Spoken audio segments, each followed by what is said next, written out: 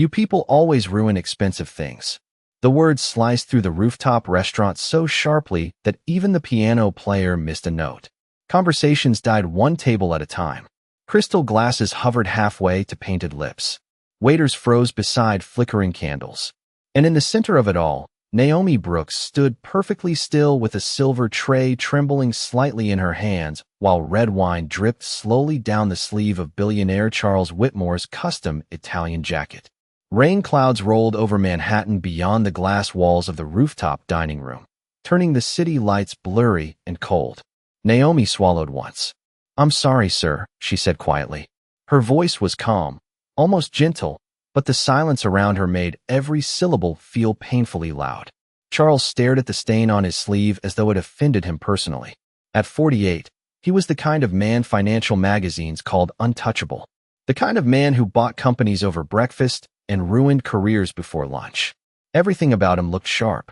The expensive watch, the silver streak near his temple, the expression that rarely softened for anyone, especially not for a waitress. "Sorry," he repeated, letting out a humorless laugh. "Do you know how much this jacket costs?" Naomi lowered her eyes briefly toward the dark stains spreading across the fabric. "No, sir." "Exactly." A few uncomfortable chuckles escaped from nearby tables. Naomi heard them. She also heard the soft clink of silverware stopping against porcelain plates. Everyone was watching now. Charles grabbed a napkin from the table with visible irritation. This is what happens when restaurants start hiring people without standards. Naomi's fingers tightened around the tray, but her expression never broke. She had worked double shifts for 3 weeks straight. Her feet ached inside worn black shoes. The subway ride home still waited for her after midnight. But none of that showed on her face. "Charles," one of the investors at the table muttered awkwardly. "It was an accident." "No," Charles replied coldly. "Accidents happen when people stop paying attention." Naomi bent slightly to pick up the shattered crystal glass near his chair. Tiny pieces sparkled under the golden lights like scattered ice. One sharp edge nicked her fingertip, but she quickly folded her hand closed before anyone noticed. "I said I'm sorry, sir," she repeated softly. Charles finally looked directly at her then, and for a second something about her calmness seemed to irritate him even more. She wasn't crying. She wasn't begging. She wasn't angry either. Just tired. Tired in a way expensive people rarely noticed. "Maybe next time," he said loudly enough for the entire room to hear, "you'll remember your place." The words settled heavily over the restaurant. Somewhere near the windows, thunder rumbled across the sky. Naomi slowly placed the broken pieces onto her tray. Then she lifted her eyes and met his gaze without fear. "Maybe," she said quietly, "one day you'll need kindness from someone you forgot to see." The room went completely still. Charles blinked once, caught off guard by the strange steadiness in her voice. For the first time all evening, he had no immediate response. Naomi gave a small nod, turned carefully, and walked away toward the kitchen while the city lights reflected against the tears she refused to let fall. Behind her, Charles Whitmore stared at the faint wine stain on his sleeve, suddenly unable to shake the feeling that something much worse than a ruined jacket had just happened. Rain hammered against the penthouse windows hard enough to blur the entire Manhattan skyline into silver streaks of light. Charles Whitmore stood in the middle of his living room with his phone pressed tightly against his ear while 3 television screens flashed stock reports across the walls.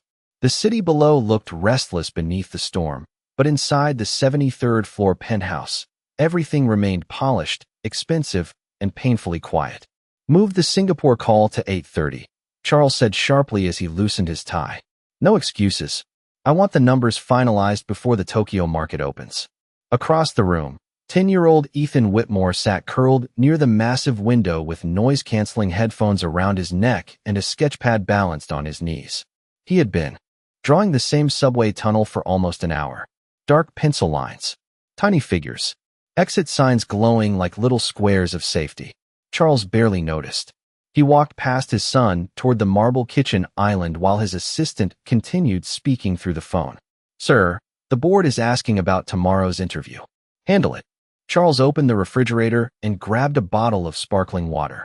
"And tell legal I want those contracts reviewed again." Ethan suddenly flinched at a loud crack of thunder outside. The pencil slipped from his fingers and rolled across the hardwood floor. Charles glanced over briefly. You all right? Ethan nodded too quickly, avoiding eye contact. He always did that lately. Since his mother passed 2 years earlier, silence had settled over the boy like a locked room nobody knew how to enter. Therapists called it anxiety. Teachers called it withdrawal. Charles called it a phase he did not understand how to fix. Did you eat dinner? Charles asked distractedly. Ethan shrugged softly. Another flash of lightning lit the apartment white for a split second. The thunder that followed sounded closer this time. Ethan covered one ear immediately. Charles sighed and returned to his phone. I have another call in 10 minutes, he muttered. Get some sleep soon, okay? Ethan stared down at his sketchpad instead of answering. Minutes later, the apartment grew even quieter. The rain tapped endlessly against the glass while the clocks on the wall moved toward midnight. Charles sat inside his home office surrounded by glowing screens and spreadsheets, barely noticing how much time had passed. Then something small caught his attention. Silence. Not ordinary silence. The wrong kind. He looked up slowly. Ethan's sketchpad still sat near the window. The headphones lay abandoned beside it. But Ethan was gone. Charles frowned. Ethan? No answer. He stood up immediately and checked the kitchen first. Empty. Then the hallway. The guest rooms. The theater room. Nothing. His voice sharpened. Ethan. Still nothing. A cold pressure tightened behind his ribs. He moved faster now, checking bathrooms, closets, corners of rooms that suddenly felt too large. The penthouse security monitor near the elevator blinked quietly. Charles stepped toward it and froze. The footage showed Ethan 23 minutes earlier wearing a gray hoodie and sneakers, slipping silently through the private elevator doors alone while Charles remained inside his office on another call. Charles stared at the screen in disbelief. No, he whispered under his breath. His fingers shook as he grabbed his phone. Marcus, he barked the moment his head of security answered. My son is missing. Within minutes, the penthouse filled with movement. Security teams, drivers, phone calls, elevator footage replaying again and again. Rainwater streaked across the windows while Manhattan pulsed far below like a machine that did not care a child had disappeared into it.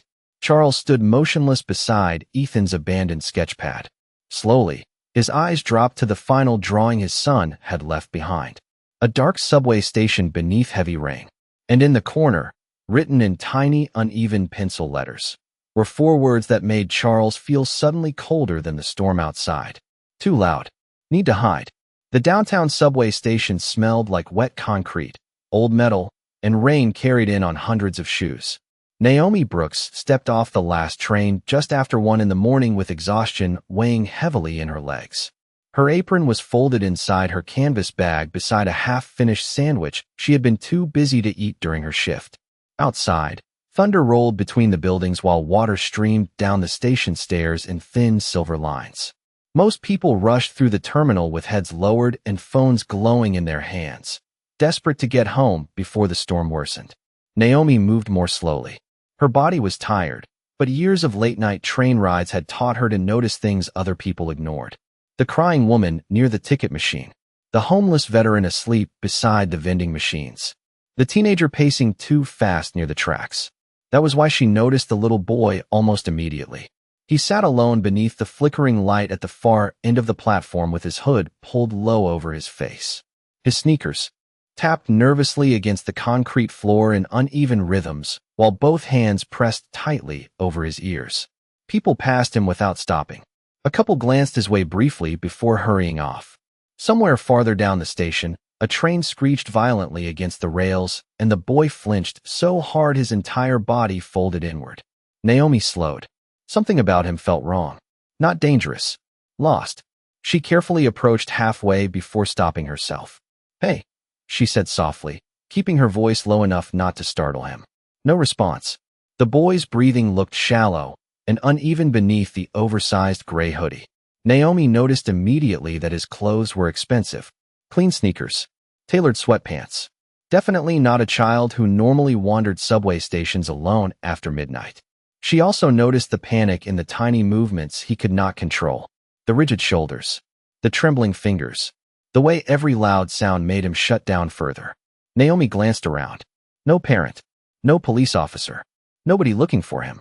Another train roared through the station without stopping, and the boy suddenly slid off the bench to the ground, covering his ears harder.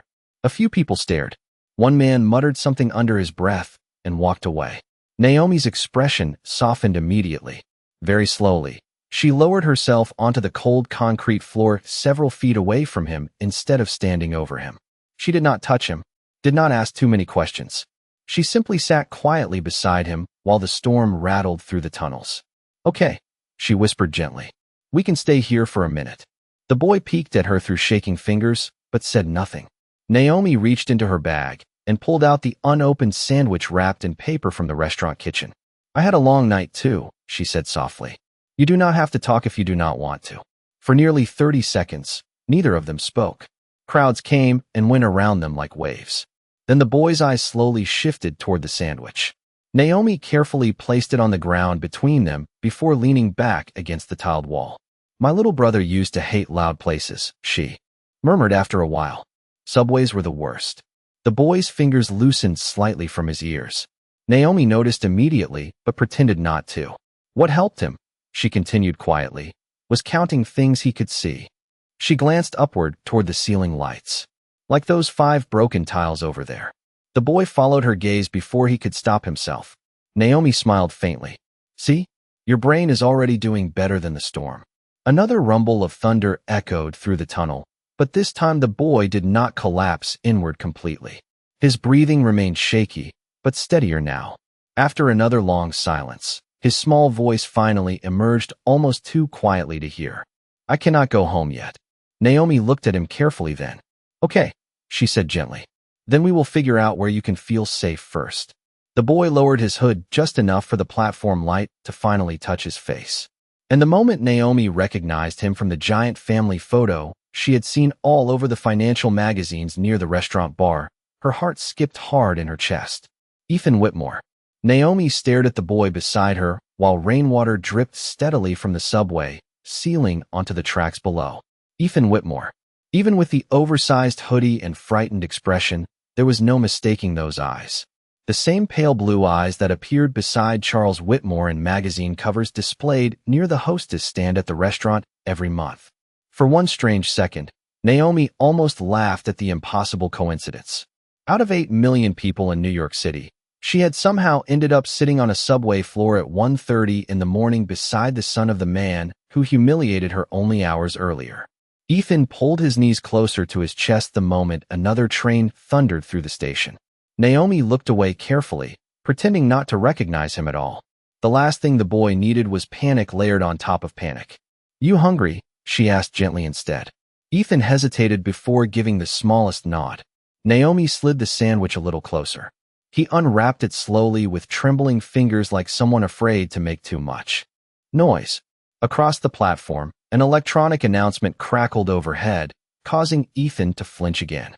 Naomi lowered her voice further. "Hey," she whispered softly.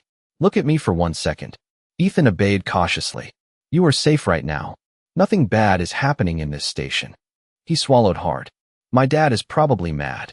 Naomi studied his face quietly before answering. "Maybe worried."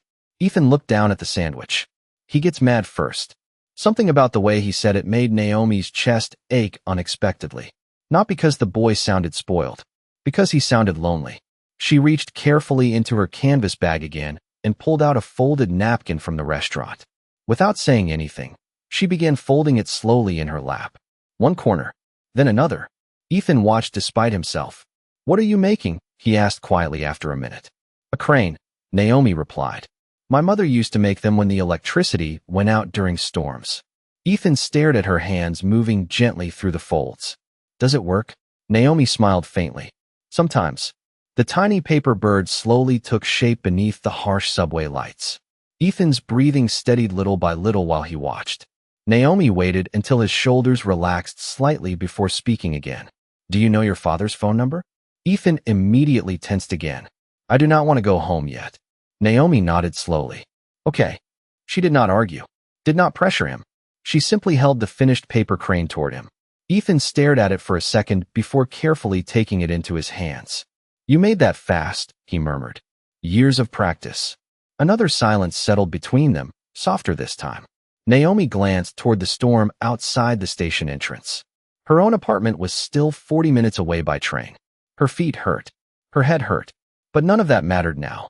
Somewhere across the city, security teams were probably searching every street for this child.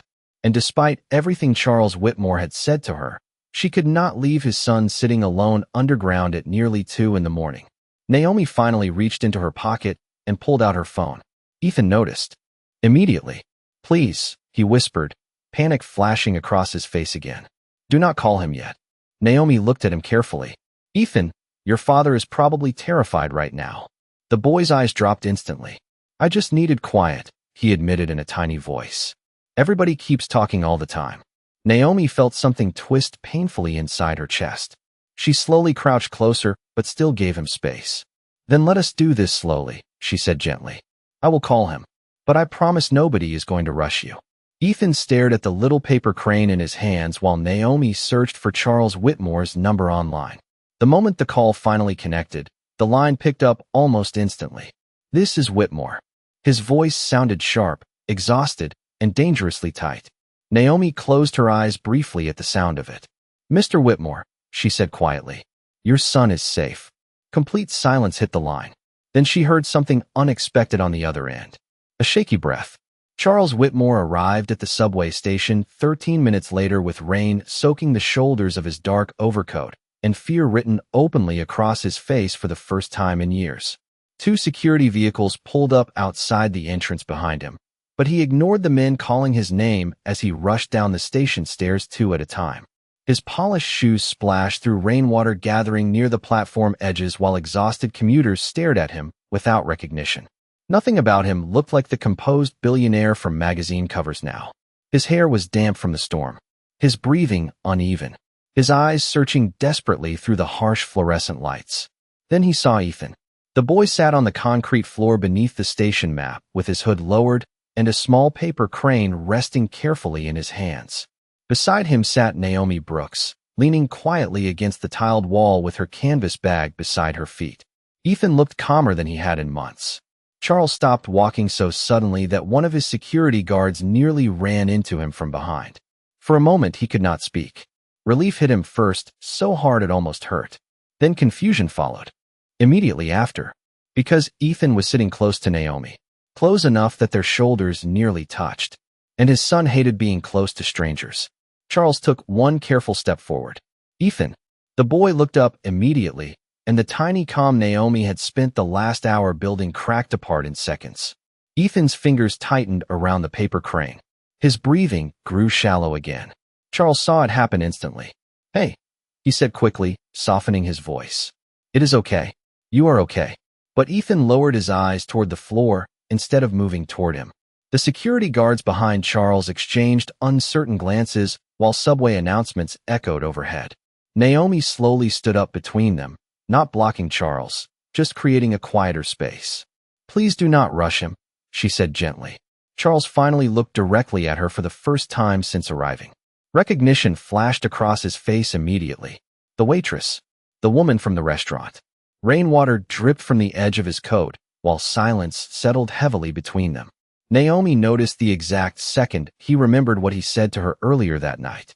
Something sharp and ashamed flickered behind his exhausted eyes before disappearing again. "You found him," he said quietly. Naomi shook her head once. "No, I think he was trying very hard not to be found." Charles swallowed hard at that. Ethan kept staring down at the paper bird in his hands, while another train screamed through the tunnel nearby. The sound made him flinch instantly. Naomi crouched beside him again without hesitation. "Hey," she whispered softly. "Look at the tiles." Ethan's eyes moved automatically toward the ceiling. 5 broken ones, he murmured under his breath. "Good," Naomi said calmly. "And you're breathing?" Ethan took a shaky inhale. Then another. Charles watched the exchange in stunned silence. Therapists had spent thousands of dollars and 2 years trying to teach Ethan grounding techniques during panic episodes. Yet somehow this exhausted waitress sitting on a subway floor had managed to calm his son in less than an hour. Ethan slowly looked toward his father again. "I just needed quiet," he whispered. The words hit Charles harder than he expected, because suddenly he remembered every ignored dinner, every interrupted conversation, every time Ethan tried to speak while Charles stayed focused on a phone screen instead. Charles crouched down slowly several feet away from his son. Not too close. Not forcing anything. Rain thundered faintly above the station, while his expensive coat soaked against the dirty floor. I know, he said softly. I should have listened sooner. Ethan stared at him uncertainly. Naomi quietly stepped back, giving them space now that the panic had eased slightly. But before she could pick up her bag, Ethan reached for her sleeve instinctively. Do not go yet, he whispered. Naomi froze in surprise. Charles did too. Ethan almost never asked strangers to stay.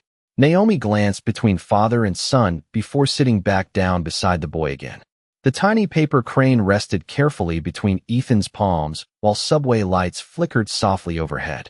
And standing there in the middle of that noisy underground station, Charles Whitmore suddenly realized something deeply uncomfortable. The person his son trusted most tonight was not him. The rain had weakened to a soft, steady drizzle by the time Charles convinced Ethan to leave the subway station nearly an hour later.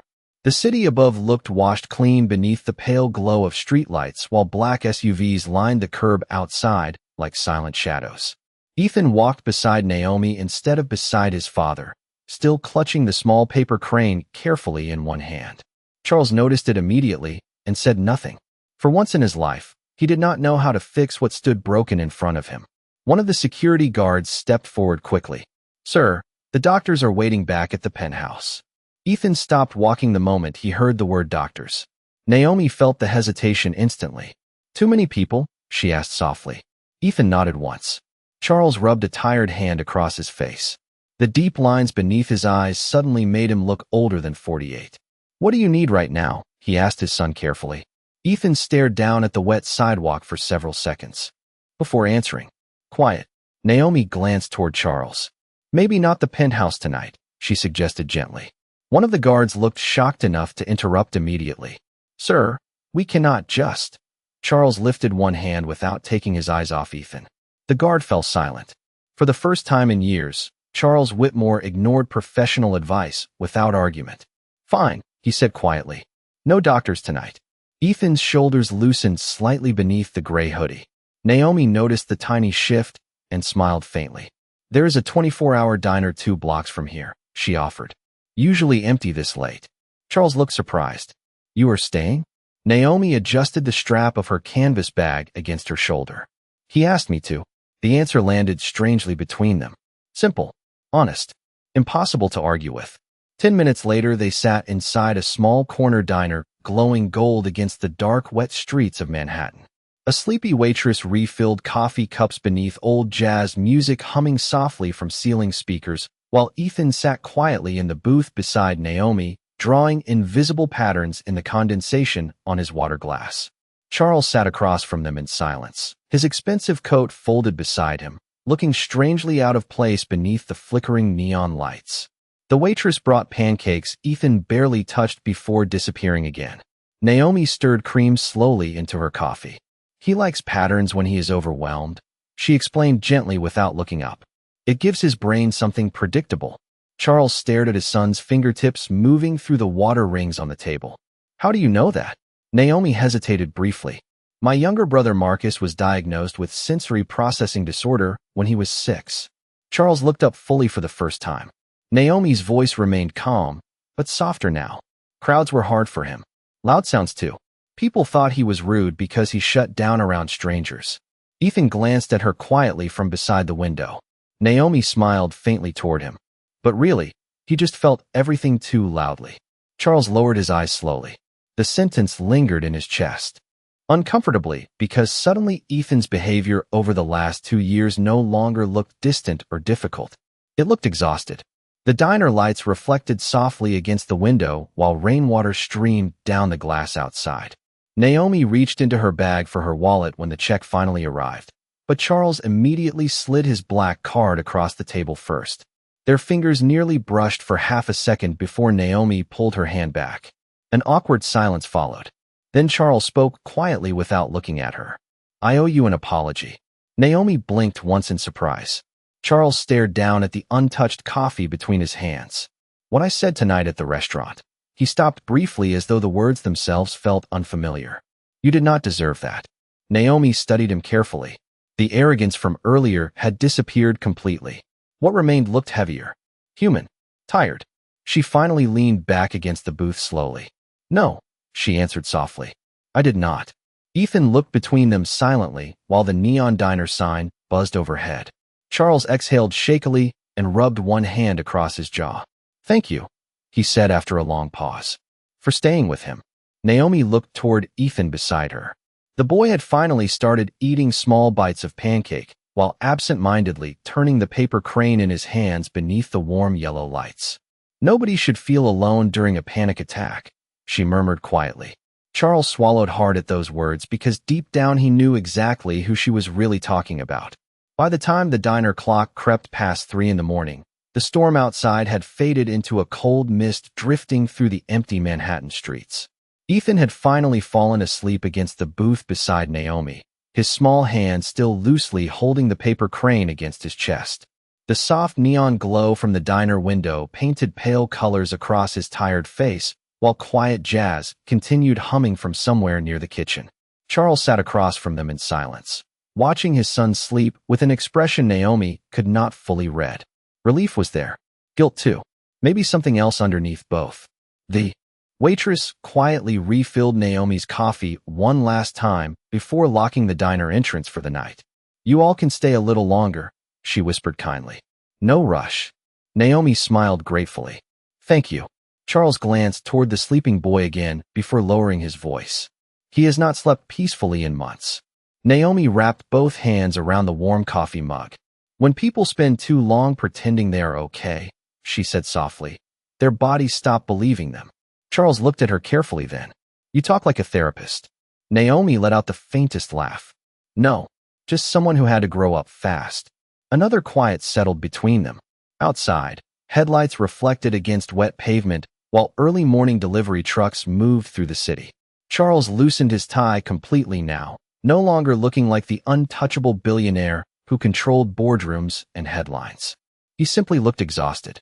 Your brother, he asked carefully. Is he okay now? Naomi nodded slowly. Mostly. Her eyes drifted toward the rain-streaked window. He works at a community center in Brooklyn. Helps teenagers with learning disabilities. Charles seemed surprised. That is impressive. It is. Naomi smiled faintly. He worked very hard for a life people kept telling him he could never have. Ethan shifted slightly in his sleep beside her. Instinctively, Naomi adjusted the edge of her sweater beneath his head so he would stay comfortable. Charles noticed the movement immediately. Something tightened painfully behind his ribs again. You are very good with him, he admitted quietly. Naomi looked down at the sleeping boy. He is not difficult, Mr. Whitmore. Charles lowered his eyes. No, he murmured after a moment. I think maybe I just stopped listening properly. The honesty in his voice surprised even him. Naomi studied him quietly across the booth. Wealth usually wrapped people in layers.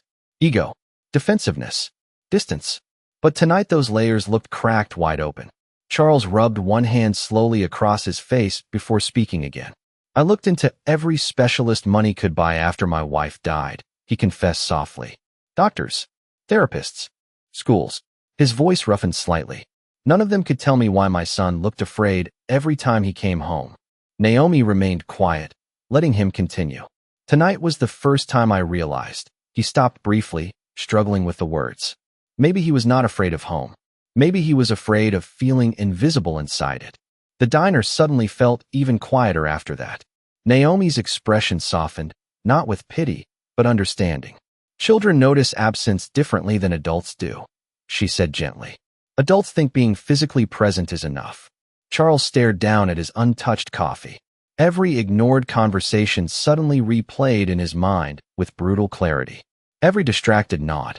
Every conference call during dinner. Every moment Ethan slowly learned silence was easier than competing with his father's world.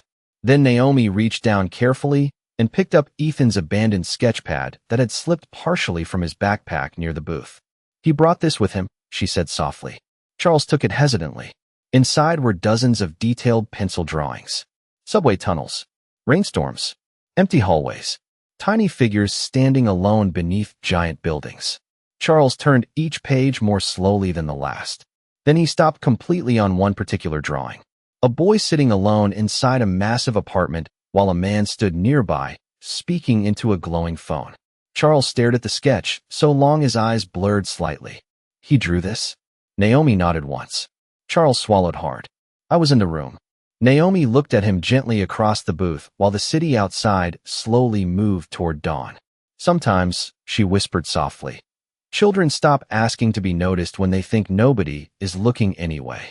Charles closed the sketch pad slowly against his chest, and for the first time in years, the weight he felt had nothing to do with business.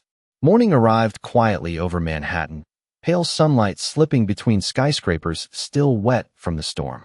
Ethan woke slowly inside the diner booth with the paper crane pressed against his chest and confusion flickering briefly across his face before he remembered where he was. Naomi sat nearby, stirring sugar into a fresh cup of coffee while Charles stood outside the diner window, speaking softly into his phone. For once, he was not talking about markets or contracts. Ethan noticed immediately. Is he working? He asked carefully. Naomi glanced through the glass toward Charles. No, she said softly. I think he is trying. Ethan looked unconvinced but said nothing more. Outside, Charles ended the call with his assistant after canceling every meeting on his schedule for the day. His board protested. Investors complained. News outlets demanded statements about his sudden disappearance from a major financial conference. Charles ignored all of it. For the first time in years, none of it sounded important anymore. He stepped back inside the diner just as the waitress brought breakfast to the table. Pancakes for Ethan, black coffee for Naomi, eggs and toast for Charles that he barely touched.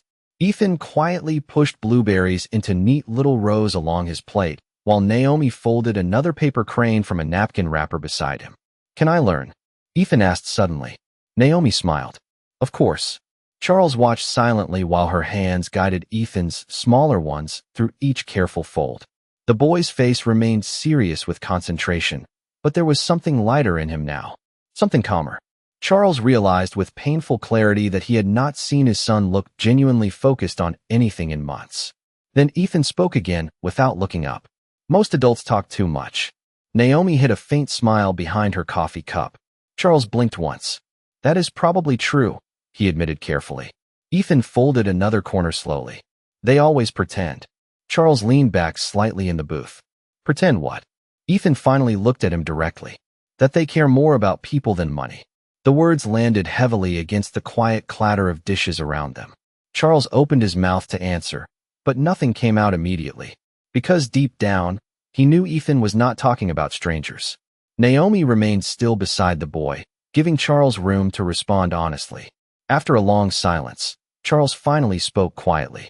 Sometimes adults get so busy building things that they stop noticing what they are breaking. Ethan stared at the half-folded crane in his hands.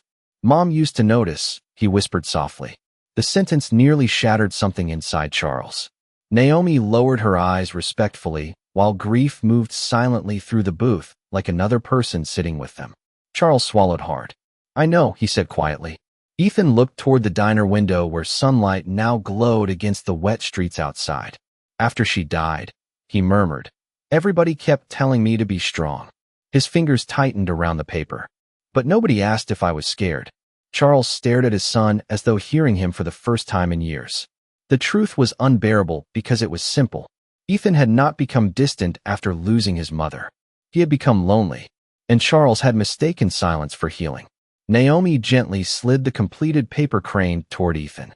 Being scared does not make you weak, she said softly. It makes you human.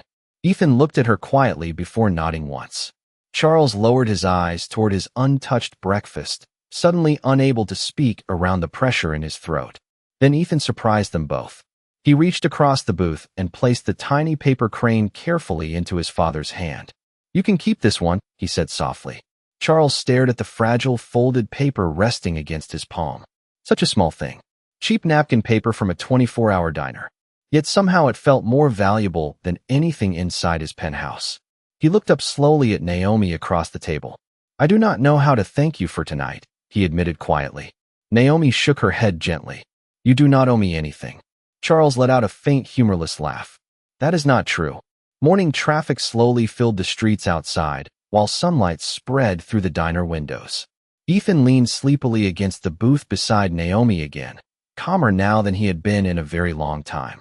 And sitting there beneath the soft glow of dawn, Charles Whitmore finally understood something money had never taught him. The people who save us rarely look the way we expect. 1 year later, spring sunlight poured through the tall windows of the Midtown Children and Family Wellness Center, warming the pale wooden floors and filling the quiet office with soft golden light. Outside, New York moved with its usual restless energy, taxi horns echoing faintly through the streets below, but inside the small counseling room, everything felt calm. Shelves lined with children's books stood beside baskets of art supplies and folded blankets, while paper cranes in different colors hung gently from the ceiling near the window. At the center of the room sat Naomi Brooks behind a desk covered with patient notes and crayon drawings from children she now helped every day. A silver nameplate rested near her coffee mug. Naomi Brooks, licensed child trauma therapist. She still stared at it sometimes in disbelief. There had been nights she thought she would never return to school. Too expensive. Too impossible. Life had a way of convincing tired people to shrink their dreams until survival felt big enough. But somehow, little by little, things changed after that night in the subway station. Not magically. Not all at once. Just steadily. Charles Whitmore kept his promise quietly. Tuition support appeared through a private foundation with no press release attached to it. Ethan began attending therapy willingly for the first time. Charles started taking entire weekends away from work. Small things. Human things. The office doors suddenly burst open without warning. Miss Naomi. Ethan Whitmore ran inside, carrying a small paper bag from the bakery downstairs, while sunlight flashed across his bright grin. At 11 years old now, he looked taller, healthier, lighter somehow. The constant tension that once lived in his shoulders had softened over time. I brought cinnamon rolls, he announced proudly. Naomi laughed warmly. Your father bribed you to bring those, did not he? Ethan looked scandalized. Absolutely not. Then he lowered his voice dramatically. Okay, maybe a little. Behind him, Charles Whitmore stepped into the office wearing a navy suit without a tie, looking far less intimidating than he once had. The sharp edges around him had changed over the last year. Not disappeared completely, just softened by something richer than success. Perspective. He held a cardboard box carefully in his hands. I hope we are not interrupting, he said quietly. Naomi smiled as she stood. Only my paperwork. Ethan immediately wandered toward the window where dozens of paper cranes moved gently in the sunlight overhead. You kept making them, he whispered. Kids like them, Naomi answered softly. Charles looked around the office slowly while Ethan explored the shelves nearby. His eyes finally stopped on the framed object hanging carefully beside the window. An old black waitress apron. Simple, faded slightly at the edges. One pocket still carried a tiny stain from spilled red wine. Charles stared at it silently for several seconds. You kept that, he asked quietly. Naomi followed his gaze toward the apron and smiled faintly. It reminds me where I started. Charles lowered his eyes briefly. It reminds me too. The room fell into a thoughtful silence while sunlight moved slowly across the floorboards. Ethan suddenly turned from the window, holding one of the paper cranes carefully between his fingers.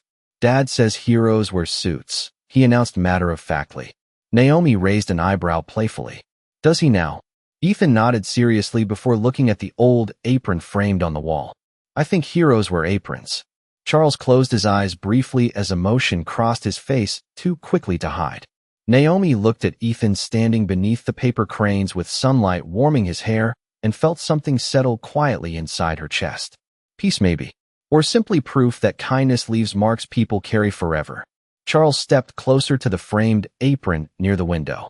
You know, he said softly, I spent most of my life believing power meant being the smartest person in every room. Naomi looked toward him carefully. Charles smiled faintly, almost ashamed of the memory now. Turns out the strongest person I ever met was a waitress sitting on a subway floor at 2 a.m. Naomi shook her head gently. No, she whispered softly. Just someone who decided to stay when it mattered. Outside, Manhattan continued roaring through another busy afternoon. But inside the small office filled with paper cranes and warm sunlight, 3 people sat together in the quiet aftermath of a single night that changed all of them forever.